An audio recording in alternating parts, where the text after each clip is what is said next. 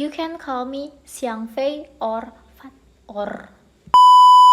Assalamualaikum warahmatullahi wabarakatuh. Hi everyone, welcome to the very first my teaching video.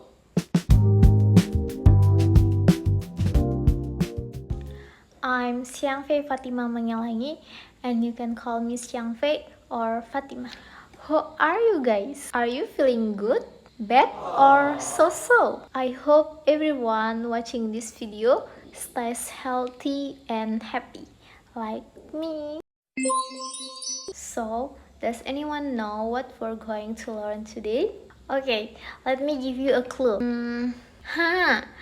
What difference between a noun and you? Any guesses? Well, a noun can be singular and plural, but you are always singular in my heart.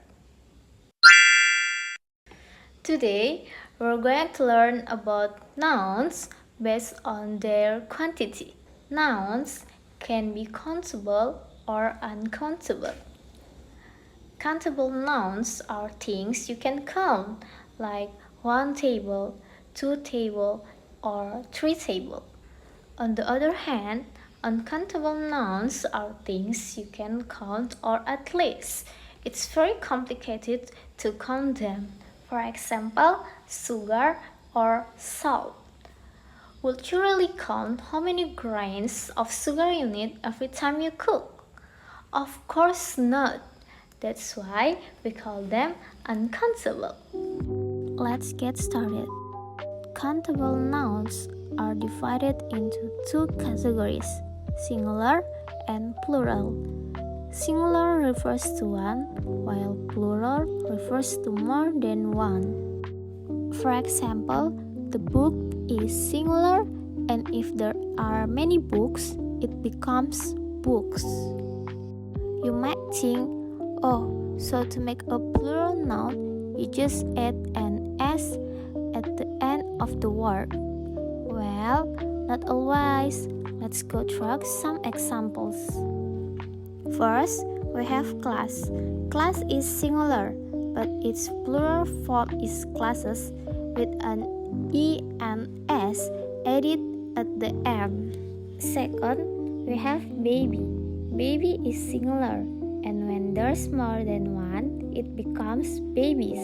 Here, the Y is replaced with I and followed by E and S. Lastly, we have wife. Wife is singular, and when plural, it becomes wives. The F is replaced with V, and then E and S is added. Now, let's move on to another example. Food. Food is an irregular noun, which means its plural form changes completely and doesn't just add S or E and S. For example, food becomes feed, mouse becomes mice, and child becomes children. Did you know there are also nouns that are always plural? For example, glasses. Why? Because we have 2 A's, so we need a pair of glasses, which is considered plural. Another example is scissors. Since scissors have 2 blades, they are also treated as plural. So, how about it? Do you now understand countable nouns better? Let's continue with uncountable nouns.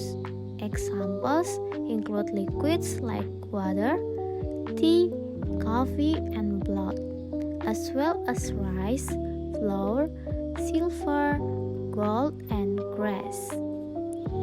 These are all uncountable nouns.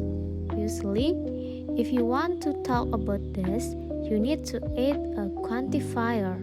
For example, a glass of water or a cup of coffee. There are also nouns that can be both countable and uncountable, depending on their meaning. For example, if you want to say banyak gelas, you can use many glasses. But if you want to say a lot of glass referring to the material, you can say much glass. Next, if you want to say banyak setrika, you can say many irons. But if you want to say banyak besi, you can say much iron. The last, if you want to say banyak koran, you can say many papers.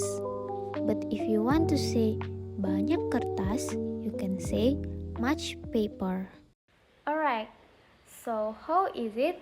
Do you understand countable and uncountable nouns now? To wrap up this lesson, I have a quick quiz for you.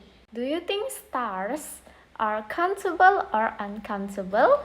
Okay, that's it for this video. Thanks for sticking with me from start to finish, and see you in the next one. Bye. Wassalamualaikum warahmatullahi wabarakatuh.